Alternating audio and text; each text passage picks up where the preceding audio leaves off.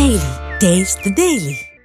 ఇక తనపై వేసిన ఫ్లెక్సీల ఘటనపై స్పందించారు కడప మేయర్ పాక సురేష్. కడప మేయర్ పదవి దక్కకపోవడంతో కూటమి ప్రభుత్వం కుట్రలకు తెరతీసిందని, అభ్యంతరకర పోస్టర్లను అచ్చువేయించిందని ఆయన మండిపడ్డారు. 10 ఏళ్లుగా పన్ను కట్టడం లేదన్న ఆరోపణలు ఖండించారు. కూటమి ఏడీపీ సర్వే చేసి నగరంలో 20,000 ఇళ్లకు భారీగా పన్నులు పెంచారని, దానిపై తాను స్వయంగా పోరాటం చేస్తున్నట్టు తెలిపారు. ముందుగా నోటీసులు ఇవ్వకుండా చట్టవిరుద్ధంగా పన్నులు పెంచారని విమర్శించారు. చేసిన వెంటనే ఎవరో అజ్ఞాత వ్యక్తులు కడప సర్కిళ్లలో ఒక ఫ్లెక్సీ ఏర్పాటు చేయడం జరిగింది. దానికి పొద్దున్న నుంచి మీడియా మిత్రులైతేనేమి అలాగే అందరూ కూడా ఈ ఫ్లెక్సీ కలకలం అని మాట్లాడడం జరుగుతుంది.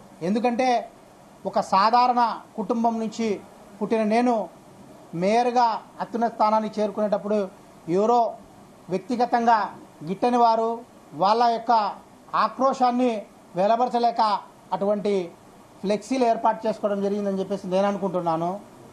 ఎందుకంటే నేను నిన్న ప్రమాణ స్వీకారం చేస్తానే ఎవరు కూడా పార్టీలు కానీ లేకపోతే ఎవరన్నా అసమ్మతులు కానీ వెంటనే ఏర్పాటు చేసే పరిస్థితి ఉండదు. ఎవరైతే నా మీద వ్యక్తిగత కక్ష ఉంటుందో వాళ్ళు మాత్రమే ఏర్పాటు చేసి ఉంటారని నేను ఆలోచిస్తున్నాను. అటువంటి వారికి కూడా నేను ఇచ్చే సలహా ఒకటే, అటువంటి వ్యక్తిగత ఆరోపణలు మీ పర్సనల్ అజెండాను పెట్టుకుని వేసి అనవసరమైన టైం వేస్ట్ చేయకుండా నాకున్నటువంటి ఈ 3 నెలల కాలంలో ఈ ప్రజా సమస్యల మీద అయితేనేమి నగరపాలక సంస్థ యొక్క అభివృద్ధి కోసం మీరు సలహాలు సూచనలు ఇస్తే తప్పకుండా దాన్ని నేను పాటించే అవకాశం ఉంటుంది.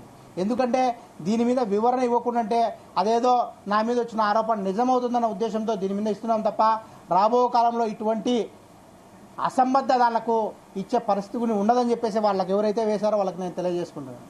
ముఖ్యంగా నేను మేయర్గా అయిన 3 నెలల్లో ఈ 3 నెలల కాలంలో ఎటువంటి అభివృద్ధి కార్యక్రమాలు చేపట్టాలి, లేదా ఈ ప్రజా సమస్యల మీద ఏమన్నా ఉన్నటువంటి ఆ సమస్యలను ఏ విధంగా తీర్చాలి అన్న దాని మీద ఎవరైనా సలహాలు సూచనలు ఇచ్చి ఈ తక్కువ వ్యవధిలో దాన్ని సద్వినియోగం చేసుకునే టయాన్ని నాకు కేటాయించమని చెప్పేసి నేను వాళ్ళందరికీ కూడా విజ్ఞప్తి చేసుకుంటున్నాను. ఎందుకంటే అధికార పార్టీ, ప్రతిపక్ష పార్టీ, వామపక్ష పార్టీలు అలాగే పత్రికా విలేకరులు అందరికీ కూడా ఈ నా ఉన్న కొద్ది వ్యవధిలో నా యొక్క ముద్ర నేను వేసుకోవాలన్న ఉద్దేశంతో నేను ఈ చైర్లో కూర్చున్న తప్పనిచ్చి వ్యక్తిగత దానికి పోయే పరిస్థితి ఉండదని చెప్పేసి కూడా మరొకసారి నేను మీ అందరి మూలంగా వాళ్ళకి తెలియజేసే కార్యక్రమం చేస్తున్నాను.